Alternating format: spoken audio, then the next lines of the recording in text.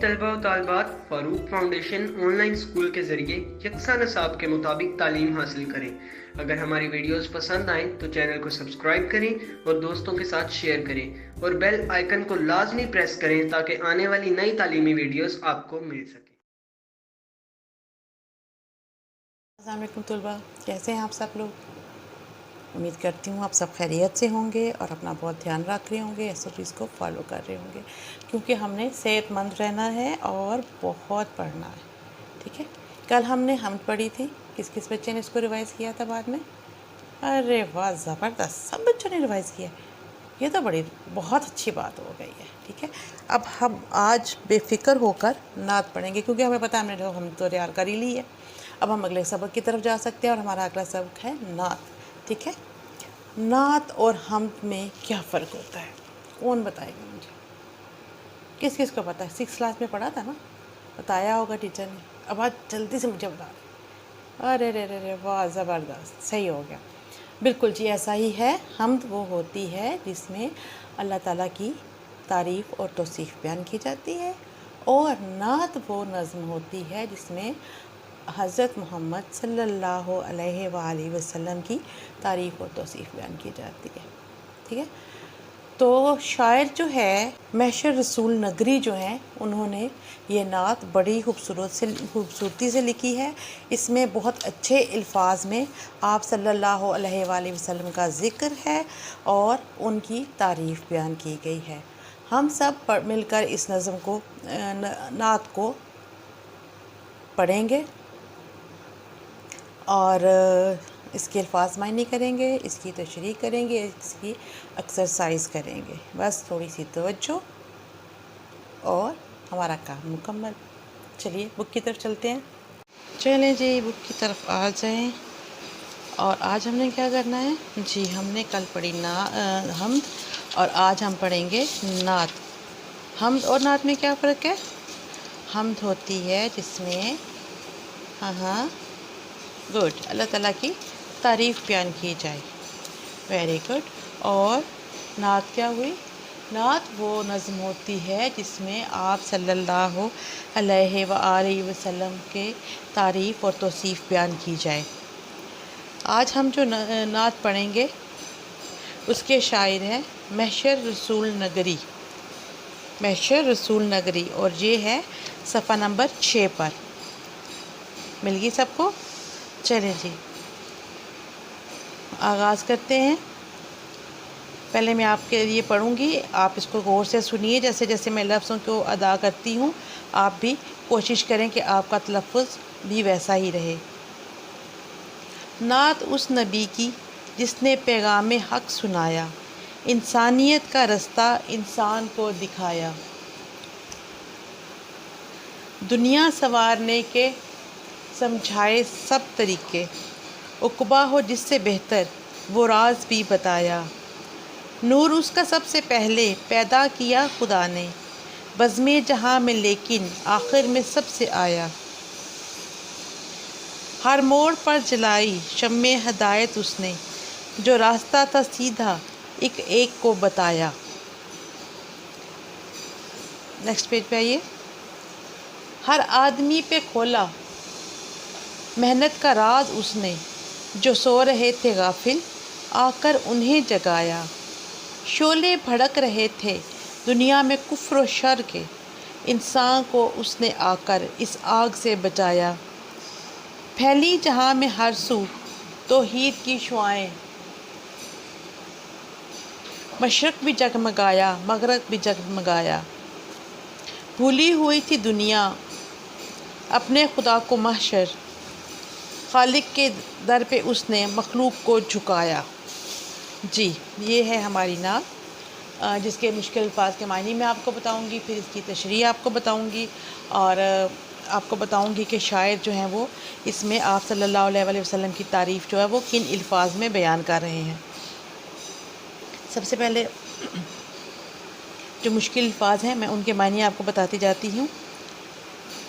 پیغام حق، پہلی لائن میں دیکھیے، پیغام جیسے آپ میسج کہتے ہو، ٹھیک ہے، حق سچائی، ٹھیک ہے، پیغام حق سے مراد ہے اسلام کا پیغام، اللہ تعالیٰ کا پیغام، ٹھیک ہے، اللہ تعالیٰ کا پیغام اسلام کی صورت میں پہنچانا۔ انسانیت کا رستہ انسان کو دکھایا، دنیا سنوارنے کے سمجھائے سب تک۔ عقبہ، عقبہ کیا ہوتا ہے؟ آخرت۔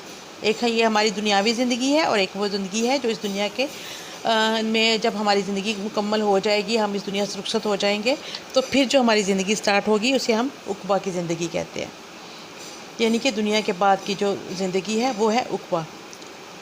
راز، بھید، راز کہتے ہیں بھید کو، چھپی ہوئی بات۔ شمع ہدایت، ہدایت کی شمع۔ بزم جہاں، بزم جہان سے مراد ہے یہ دنیا، اس دنیا کی رونقیں، جہان کی بزم، بزم ہوتی ہے نا محفل، تو یہ اس کا مطلب ہے یہ پوری دنیا، ٹھیک ہے، محفل دنیا کی۔ غافل، بے خبر، غافل بے خبر۔ کفر و شر، کفر ہوتا ہے جو اللہ تعالیٰ کو نہیں مانتے، وہ کافر ہوتے ہیں، کفار ہوتے ہیں وہ، اور شر جو نقصان پہنچاتے ہیں انسان کو۔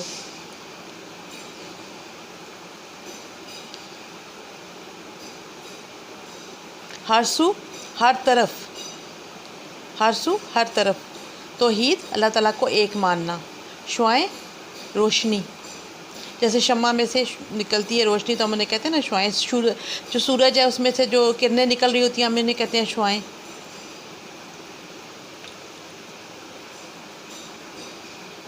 خالق، پیدا کرنے والا، بنانے والا، اور مخلوق، جس کو پیدا کیا جائے، جسے بنایا جائے۔ تشریح کی طرف چلتے ہیں۔ شاعر جو ہیں وہ محشر رسول نگری، اللہ تعالیٰ کے آخری نبی حضرت محمد مصطفیٰ صلی اللہ علیہ وآلہ وسلم کی تعریف اور توصیف بیان کرتے ہیں، اور وہ کہتے ہیں کہ میں اس نبی کی نعت پڑھ رہا ہوں کہ جس نے دین حق کو دنیا میں عام کیا، جس نے حق کا پیغام سنایا ہمیں۔ حق کا پیغام مطلب اسلام کی دعوت دینا۔ انسانیت کا رستہ انسان کو دکھایا، اور انسانوں کو وہ رستہ بتایا، وہ رستہ دکھایا جس پر چل کر وہ انسان یعنی کہ اشرف المخلوقات بن سکتے ہیں۔ آپ کو پتہ ہے کہ اللہ تعالیٰ نے ہمیں تمام مخلوقات میں سب سے افضل بنایا ہے، اور ہمیں اشرف المخلوقات کا رتبہ جو ہے وہ دیا گیا ہے۔ تو اگر ہم ایسے اعمال نہیں کریں گے جو انسانیت کے لیے بہتر ہوں، جو لوگوں کے لیے بہتر ہوں، جو دوسروں کے لیے بہتر ہوں، اور نیکی کے راستے پہ نہیں چلیں گے، بھلائی کے راستے پہ نہیں چلیں گے، تو کیا ہوگا کہ ہماری زندگی میں اور جانوروں کی زندگی میں کچھ زیادہ فرق نہیں ہوگا، کیونکہ انہیں بھی صرف خوراک سے، اپنی خوراک سے غرض ہوتی ہے، اپنی ضرورت سے غرض ہوتی ہے، کسی دوسرے کی نہیں، وہ دوسروں کے بارے میں نہیں سوچتے۔ لیکن انسان کا کیا ہے کہ وہ دوسروں کے بارے میں بھی سوچتا ہے، اپنے سے وابستہ لوگوں کے بارے میں بھی اور اپنے ساتھ رہنے والوں کے بارے میں بھی۔ تو آپ صلی اللہ علیہ وآلہ وسلم نے ہمیں بتایا کہ کیا صحیح ہے اور کیا غلط ہے، کس طرح ہم لوگوں کے بارے میں سوچیں، کس طرح ہم اس دنیا میں زندگی بسر کریں۔ اور شاعر یہ کہتا ہے کہ نعت اس نبی کی جس نے پیغام حق سنایا، میں اس نبی کی نعت پڑھ رہا ہوں، میں اس نبی کی تعریف اور توصیف بیان کر رہا ہوں کہ جس نے ہمیں دین حق کا پیغام سنایا اور انسانوں کو وہ راستہ بتایا جس پر چل کر وہ انسانیت کے رتبے پر فائز ہو سکتے ہیں۔ دنیا سنوارنے کے سمجھائے سب طریقے، عقبہ ہو جس سے بہتر وہ راز بھی بتایا کہ ہمیں اس دنیا میں اپنی زندگی کو کس طریقے سے لے کر چلنا ہے، کیسے اچھے طریقے سے ہم نے اس زندگی کو گزارنا ہے، وہ بھی بتایا، اور یہ بھی بتایا کہ کون سے اعمال ہے کہ جنہیں کرنے کے بعد ہماری آخرت کی زندگی بھی، عقبہ کی زندگی یعنی کہ آخرت کی زندگی بھی سنور سکتی ہے، یعنی کہ نہ صرف ہم یہاں پہ اللہ تعالیٰ کے اطاعت گزار بندے بن کر رہ سکتے ہیں، اللہ تعالیٰ کی مخلوق ہیں ہم، تو ہمیں ہمارا فرض ہے کہ ہم اس کی بندگی کریں، اور اس کی بندگی کرنے کے نتیجے میں ہمیں آخرت میں اچھا جو ہے وہ اچھی زندگی ملتی ہے۔ ہم جنت کی بات کرتے ہیں اگر، تو جنت حاصل کرنے کے لیے ہمیں اس دنیا میں اپنے اعمال کو درست کرنا پڑتا ہے، اور یہ سب کچھ ہمیں، یہ راز جو تھا یہ ہمیں کس نے بتایا؟ حضرت صلی اللہ علیہ وآلہ وسلم نے۔ نور اس کا سب سے پہلے پیدا کیا خدا نے، بزم جہاں میں لیکن آخر میں سب سے آیا۔ اس شعر میں شاعر یہ کہتے ہیں کہ آپ صلی اللہ علیہ وآلہ وسلم کو نور کی صورت میں آپ اللہ تعالیٰ نے تمام جیسے یہ کائنات بنائی تو اس وقت بنا دیا گیا تھا، لیکن آپ صلی اللہ علیہ وآلہ وسلم انسانی روپ میں، انسانی شکل و صورت میں اس وقت آئے جب کہ تمام انبیاء علیہ السلام، تمام پیغمبر اس دنیا سے رخصت ہو چکے تھے. یعنی کہ حضرت آدم علیہ السلام سے شروع ہونے والا جو سلسلہ تھا وہ ختم کہاں پہ ہوا؟ حضرت صلی اللہ علیہ وآلہ وسلم پر. حضرت محمد مصطفیٰ صلی اللہ علیہ وسلم جو ہے وہ اللہ تعالیٰ کے آخری نبی ہیں، نبی آخر الزماں ہیں. اس بات میں کوئی دو رائے نہیں ہے کہ آپ کے بعد نہ کوئی نبی آیا ہے اور نہ ہی آئے گا. تو آپ کو سب نبیوں کے آخر میں اللہ تعالیٰ نے بھیجا، اور اس میں یہ اللہ تعالیٰ کی مصلحت پوشیدہ ہے کیونکہ آپ جو ہیں، آپ کے بعد کوئی نبی نہیں آئے گا، جیسے کہ قرآن مجید کے بعد کوئی کتاب نہیں آئے گی. تو اس لیے آپ صلی اللہ علیہ وسلم نے کو اللہ تعالیٰ نے سب سے آخر میں اس دنیا میں بھیجا، حالانکہ آپ کو جو ہے وہ کائنات کے آغاز میں ہی بنا دیا گیا تھا، آپ کو ایک نور کی صورت میں. ہر موڑ پر جلائی شمع ہدایت، اس نے جو راستہ تھا سیدھا ایک ایک کو بتایا. آپ صلی اللہ علیہ وآلہ وسلم نے زندگی گزارنے کا سارے ہمیں طریقے بتائے، سلیقہ بتایا ہمیں کہ ہم نے کیسے زندگی بتائی. انسان ایک اندھیرے میں بھٹک رہا تھا نا، کفر کے اندھیروں میں بھٹک رہا تھا انسان، اور آپ نے ہدایت کی روشنی جو ہے وہ کی اور ایک ہمیں بتایا کہ صحیح کیا ہے، غلط کیا ہے. تو اس سے یہ ہوا کہ انسان کی زندگی کے جو راستے تھے وہ سارے روشن ہو گئے اور وہ بھلائی کے راستوں پہ چل پڑا.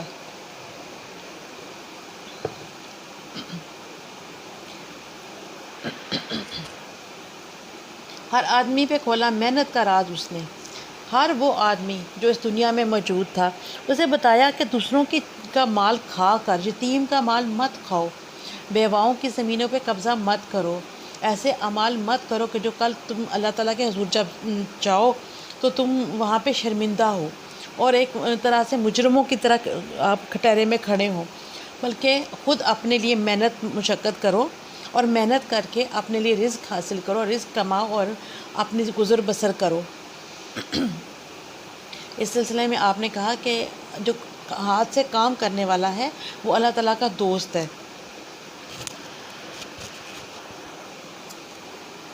اور وہ لوگ جو غفلت کی نیند سو رہے تھے آپ نے ان کو آ کر اس خواب غفلت سے جگایا، انہیں بیدار کیا اور انہیں بتایا کہ تم لوگ جو اس طریقے سے اپنی زندگی کو ختم کر رہے ہو، ایک طرح سے زندگی گزار رہے ہو اور اس کا کوئی حاصل وصول نہیں ہے، جب تک تم نیک اعمال نہیں کرو گے، جب تک تم اپنے لیے محنت نہیں کرو گے، اپنے گھر والوں کے لیے محنت نہیں کرو گے، اپنے بچوں کو کے تعلیم و تربیت پہ زور نہیں دو گے تو تم اور تمہارے اور جانوروں کے درمیان کوئی فرق نہیں ہے. اگر تم ایک انسانی زندگی گزارنا چاہتے ہو تو تمہیں چاہیے کہ تم زندگی کو اللہ تعالیٰ کے بتائے ہوئے طریقوں کے مطابق اور محنت اور مشقت سے گزارو، تاکہ تمہاری یہ دنیا بھی جو ہے وہ اچھے سے گزرے اور تمہاری جو آخرت ہے وہ بھی سنور جائے. شعلے بھڑک رہے تھے دنیا میں کفر و شر کے، انسان کو اس نے آ کر اس آگ سے بچایا. آپ صلی اللہ علیہ وآلہ وسلم کے آنے سے پہلے عرب میں کیا پوری دنیا میں جو ہے وہ کفر کا راج تھا. ہر طرف جو تھے وہ مختلف دیوتاؤں کی پوجا ہو رہی تھی. بہت سارے خود سے ان لوگوں نے خدا نعوذ باللہ بنا ڈالے تھے اور کہتے تھے کہ یہ فلانے کے پاس جائیں گے تو ہمیں یہ جو ہے وہ صلہ ملے گا، اور فلاں کی طرف جائیں گے جیسے مطلب اگر آپ میں کو قریبی مثال دوں تو آپ دیکھتے ہیں کہ جو ہندو مذہب ہے اس میں کیا ہو رہا ہوتا ہے کہ وہ سانپ کو بھی پوج رہے ہوتے ہیں، وہ پتھروں کو بھی پوج رہے ہوتے ہیں، خود اپنے ہاتھ سے پتھر بناتے ہیں اور پھر ان کی پوجا کرتے ہیں. وہ درختوں کی پوجا کرتے ہیں، چاند تاروں کی کرتے ہیں، مطلب انہوں نے مظاہر قدرت کو بھی پوجنا شروع کر دیا. تو اس طریقے سے پوری دنیا میں اس وقت کفر کا راج تھا اور ہر طرف ایسے تھا جیسے ایک آگ لگی ہوئی ہے، کفر کی، نفرت کی، حقارت کی، جہالت کی. تو اس پوری آگ کو آ کر آپ صلی اللہ علیہ وسلم نے ہدایت کی، اپنی ہدایت سے جو ہے وہ اس کو آگ کو ٹھنڈا کر دیا، لوگوں کو بتایا صحیح اور غلط کے بیچ میں، انہیں سوچنے پر مجبور کیا اور انہیں بتایا کہ جب کائنات کا مالک اور خالق جو ہے وہ اللہ تعالیٰ ہے تو تم کدھر بھٹکتے پھر رہے ہو. ٹھیک ہے، پھیلی جہاں میں ہر سو توحید کی شعائیں، مشرق بھی جگمگایا مغرب بھی جگمگایا. جب دین اسلام کی روشنی پوری دنیا میں پھیلی، توحید کیا ہوتا ہے؟ اللہ تعالیٰ کو ایک ماننا، یکتا ماننا. ٹھیک ہے، تو جب وحدت کی روشنی پھیلی تو پھر کیا ہوا کہ مشرق اور مغرب یعنی کہ پوری دنیا، پوری کائنات، ٹھیک ہے، ہر طرف جو ہے وہ ایک روشنی پھیل گئی، ایک سکون ہو گیا، لوگوں کو سمجھ آ گئی کہ جانا کس طرف ہے۔ وہ جو آپس میں الجھتے ہوئے پھر رہے تھے نا، ان کو ان کا صحیح رستہ، ان کی صحیح منزل پتہ چل گئی۔ بھولی ہوئی تھی دنیا اپنے خدا کو محشر، خالق کے در پہ اس نے مخلوق کو جھکایا۔ اب جو شاعر ہے وہ آپ کو پتہ ہے کہ آخری شعر میں وہ اپنا تخلص جو ہوتا ہے، تخلص ہوتا ہے شاعر کا وہ نام جو وہ استعمال کرتا ہے اپنے کلام کو بیان کرنے کے لیے، ٹھیک ہے، جو اس کے اصل نام سے تھوڑا سا ہٹ کے ہوتا ہے۔ تو شاعر جو ہے وہ اپنے نام کا ذکر کرتے ہوئے کہتا ہے، اپنے تخلص کا ذکر کرتے ہوئے کہتا ہے، خود کو مخاطب کر کے کہتا ہے کہ یہ جو دنیا ہے یہ اللہ تعالیٰ کو بھولی ہوئی تھی، دنیا اپنے خدا کو، اس کائنات کو بنانے والے رب کو بھولی ہوئی تھی، اور آپ صلی اللہ علیہ وسلم کا یہ احسان عظیم ہے انسانوں کے اوپر کہ آپ نے آ کر خالق کے در پہ، یعنی کہ اللہ تعالیٰ کے در پہ مخلوق کو جھکایا، ہم لوگوں کو، خالق اللہ تعالیٰ اور مخلوق ہم لوگ، ٹھیک ہے، خالق بنانے والا اور مخلوق جس کو بنایا جائے۔ تو آپ صلی اللہ علیہ وآلہ وسلم نے ہم پر یہ اتنا بڑا احسان کیا کہ ہمیں بتایا کہ ہمیں بنانے والا، اس پوری کائنات کو بنانے والا، اس پوری کائنات کا خالق و مالک اللہ تعالیٰ ہے، اور ہمیں صرف اس کی پوجا، اس کی عبادت کرنی ہے، کسی اور کو پوجنا نہیں ہے ہم نے، ٹھیک ہے، اس کے سوا کوئی اس عبادت کے لائق نہیں ہے۔ تو اس نے ہمیں یہ اس بات پہ ہمارا دل جو تھا وہ آمادہ ہو گیا، اور ہمارے سر جو تھے وہ آپ صلی اللہ علیہ وسلم کے حکم کے مطابق اللہ تعالیٰ کے در پر جو تھے وہ جھک گئے، سجدے میں جھک گئے، ٹھیک ہو گیا۔ کوئی سوال ہو آپ مجھ سے کمنٹ میں پوچھ سکتے ہیں۔ ہم آتے ہیں مشق کی طرف۔ مشق میں کچھ مختصر سوالات دیے گئے ہیں جن کا 1 سے 1.5 لائن میں آپ نے جواب دینا ہے۔ حمد اور نعت میں کیا فرق ہے؟ ہم جس میں کون بتائے گا؟ Very good. ہم جو جس میں اللہ تعالیٰ کی تعریف بیان ہو، اور نعت جس میں آپ صلی اللہ علیہ وآلہ وسلم کی تعریف بیان ہو۔ عقبہ بہتر ہونے سے کیا مراد ہے؟ آخرت کی دنیا بہتر ہو جانا۔ شمع ہدایت جلانے کا کیا مطلب ہے؟ ہدایت کی شمع جلانا یعنی کہ سیدھا راستہ دکھانا۔ سیدھا راستہ سے کیا مراد ہے؟ سیدھا راستہ ہے انسانیت کا راستہ، ٹھیک ہے، ایسا راستہ جس پر چل کر ہم اللہ تعالیٰ کو راضی کر سکتے ہیں۔ توحید کی شعائیں پھیلنے کا کیا مطلب ہے؟ ہر طرف جو ہے وہ علم کی روشنی پھیل جانا، ٹھیک ہے، ہدایت کی روشنی پھیل جانا، اور یہ جان لینا انسانوں کا کہ اللہ تعالیٰ ہی اس کائنات کا خالق و مالک ہے، ٹھیک ہے۔ مشرق اور مغرب کیسے جگمگا اٹھے؟ مشرق اور مغرب اسلام کی روشنی سے جگمگا اٹھے، آپ کی تعلیمات سے جگمگا اٹھے۔ آپ کو اس طرح کا کون سا شعر پسند آیا؟ پسندیدگی کی وجہ بھی بتائیں۔ اب یہ آپ کے اوپر ہے کہ آپ کو کون سا شعر پسند آیا ہے، آپ نے وہ اپنی کاپی پہ لکھنا ہے، اور یہ بھی بتانا ہے کہ وہ کیوں پسند آیا۔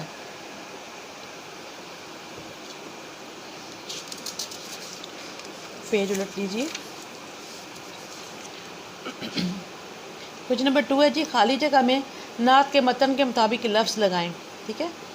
اب آپ نے یہ کام جیسے ہم نے کیا تھا کہ اس کے اندر جو لفظ جو خالی جگہ دی گئی ہے وہاں پہ آپ نے وہ لفظ لگانا ہے جو ہماری نعت کے مصرعے میں لگایا گیا ہے، ٹھیک ہے، اور یہ کام آپ نے اس طریقے سے کرنا ہے کہ یہاں پہ ہے 1-2 ایگزامپل میں آپ کو دے دیتی ہوں۔ انسانیت کا ڈیش انسان کو دکھایا، کیا دکھایا تھا؟ اب آپ اس کے لیے آپ پیچھے پلٹیں گے اور آپ دیکھیں گے کیا تھا؟ انسانیت کا رستہ، تو آپ نے یہاں پہ رستہ لکھنا ہے، ٹھیک ہے، اور اس طرح یہ پوری ایکسرسائز جو ہے وہ آپ نے کمپلیٹ کر لینی ہے، ٹھیک ہے۔ پھر اس کے بعد آپ کے پاس آئے گا جملے آپ نے بنانے ہیں، پیغام حق، عقبہ، شمع ہدایت، غافل، توحید، یہ الفاظ ہیں، ان کو ہے جو آپ نے وہ جملوں میں استعمال کرنا ہے، یہ کالم میچ کر لینا ہے۔ اس میں سے جو میں کروا سکتی ہوں وہ یہ ہے جی، متضاد لکھیں، ٹھیک ہے۔ حق کا متضاد کیا ہے؟ باطل۔ دنیا، یہ تو آپ کو پتہ ہے نا، بتائیں جلدی سے۔ Very good. آخرت۔ سنوارنا، کون بتائے گا؟ بگاڑنا، گڈ۔ سیدھا، الٹا۔ آگ، پانی۔ توحید، کفر، ٹھیک ہے۔ مشرق، مغرب، خالق، مخلوق، ٹھیک ہے۔ اور یہ کالم آپ میچ کیجئے گا اور آپ کا نعت کا جو چیپٹر ہے وہ کمپلیٹ ہو جائے گا، ٹھیک ہے۔ اس کو اچھے سے پڑھیے، یاد کیجئے اور سمجھنے کی کوشش کیجئے، اس میں کچھ ایسا مشکل نہیں ہے، اور اپنا بھی خیال رکھیے، گھر والوں کا خیال رکھیے۔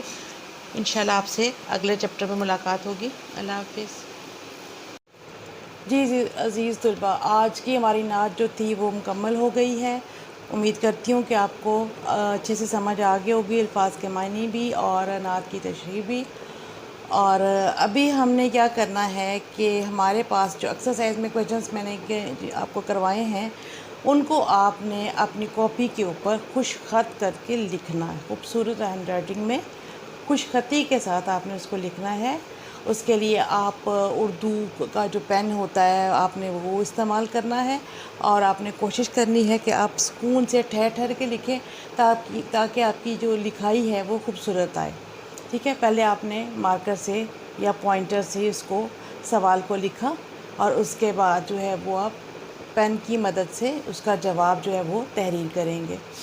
इस तरीके से आहिस्ता आहिस्ता आपकी सारी जो मश्क है वो कॉपी के ऊपर मुकम्मल हो जाएगी। ठीक है, और इसके लिए आपने ये भी करना है कि आपने जो हाशिया होता है, जिसे आप लोग मार्जिन लाइन कहते हैं, वो भी आपने लगानी है, और बिल्कुल बहुत नीट, बहुत खूबसूरत सा काम जो है वो करना है। ठीक है, अब इसके मरकज़ी ख़्याल की तरफ चलते हैं। नात का मरकज़ी ख़्याल, जैसा कि मैंने आपको बताया था कि मरकज़ी ख़्याल वो होता है जो नज़म, गज़ल या नात या कुछ भी लिखते वक्त शायर के दिमाग में होता है। तो अभी आप लोगों ने ये पूरी नात जब पढ़ी तो आपको क्या लगता है कि शायर के दिमाग में क्या था? शायर का मरकज़ी ख़्याल क्या था इस नात को लिखते वक्त? उसके माइंड में चल क्या रहा था? जी, इस पूरी नात को पढ़ने के बाद हमें मालूम होता है, और जो हमें समझ आती है वो ये है कि शायद ये बताना चाह रहे हैं, या इस नज़म नात का मरकज़ी ख़्याल ये है कि आप सल्लल्लाहु अलैहि वसल्लम की आमद से पहले ये दुनिया कुफ्र व शर के अंधेरों में डूबी हुई थी। आपने आकर दीन हक़ की रोशनी से इस जहान को मुनव्वर किया, और इन लोगों को हक़ और सच का रास्ता दिखाया, और इन्हें ज़िंदा रहने के तरीके सलीके सिखाए। ठीक है, आपने ये मरकज़ी ख़्याल भी तहरीर करना है। आपने क्वेश्चन आंसर्स जो यहाँ पे दिए गए हैं उनके भी जवाबात अपनी कॉपी पर लिखने हैं, और आपने ये जो खाली जगह में नात के मतन के मुताबिक लफ्ज़ लगाए, जो यानी कि सवाल नंबर 2 जो है, ये आपने बुक के ऊपर ही करना, लेकिन पेंसिल से। देखिए बच्चे, अगर हम लोग बुक के ऊपर पेंसिल के बजाय पेन का इस्तेमाल करेंगे ना, तो हमारी जो किताब है वो गंदी हो जाएगी और देखने में खूबसूरत नहीं लगेगी, और हमारी जो चीज़ें होती हैं ना, उन्हें देख के हमें पता चल जाता है सामने कि हम क्या कर रहे हैं, मतलब हम किस मिजाज के लोग हैं। हमें हमेशा अपनी चीज़ों को साफ़ सुथरा रखना है। सफाई जो है वो निस्फ़ ईमान है ना, तो हम बहैसियत मुसलमान इस बात का ख़ुसूसी तौर पर ख़्याल रखते हैं कि हमारी ज़ात और हमारी ज़ात से वाबस्ता जो चीज़ें हैं वो सब साफ़ सुथरी हों। इसलिए मैं आपको बार बार ये कहती हूँ कि आपने अपने हाथ में लेड पेंसिल रखनी है, क्योंकि जब आप रफ़ वर्क कर रहे हैं और या फिर आप किताब के ऊपर लिख रहे हैं, अल्फाज के मायने लिख रहे हैं, या हम यहाँ पे जैसे MCQs वाला सवाल करते हैं, तो उस सूरत में आप पेंसिल का इस्तेमाल करें, क्योंकि अगर गलती भी हो जाए ना, तो आप आराम से इसको अरेज़ कर लो, मिटा दो और दोबारा इसको कर लो। और अगर गलती नहीं भी होती और हम वैसे भी हम सही तरीके से काम कर रहे हैं, फिर भी वो जो पेंसिल है उसका काम जो है वो अच्छा लगता है। और अगर हम पेन से लिखना शुरू करेंगे तो वो जो है वो थोड़ा मैसी हो जाएगा, वहाँ पे वो अच्छा नहीं लगेगा, फैली हुई स्याही। ठीक है, इस तरीके से हमने इस पूरी जो मश्क है इसको मुकम्मल कर लेना है। आप नात को अच्छे से समझ लेना है। आपने इसको बिल्कुल आराम से ठहर ठहर के सही तलफ़्फ़ुज़ के साथ जो है वो इसको पढ़ना है, और कोशिश करें कि अगर आप में से कोई बच्चा जो है वो उसे नात को तरन्नुम के साथ पढ़ सकता है, जैसे कि आप TV पे या रेडियो पे देखते हो नात को पढ़ते हुए, तो नात ख़्वानी अगर कोई बच्चा कर सकता है तो वो ज़रूर करे, कोशिश करे इसकी कि वो इसको नात को तरन्नुम के साथ पढ़ सके। ठीक है, हम्द को भी, नात को भी। ठीक है, और लेकिन एहतराम मलहूज़े ख़ातर रखें। वो ये इसलिए कह रही हूँ कि आप लोगों ने इसको पढ़ते वक्त ये नहीं करना कि ये मतलब आप कोई सी भी जो है आप किसी भी गाने की तर्ज के ऊपर इसको पढ़ना शुरू कर दें। नहीं, इसकी आप खुद धुन तैयार करें एहतराम के साथ। ठीक है, और इसको अच्छे से तैयार कीजिएगा और अपना कॉपी वर्क कंप्लीट कीजिएगा और अपना बहुत ख्याल रखिएगा।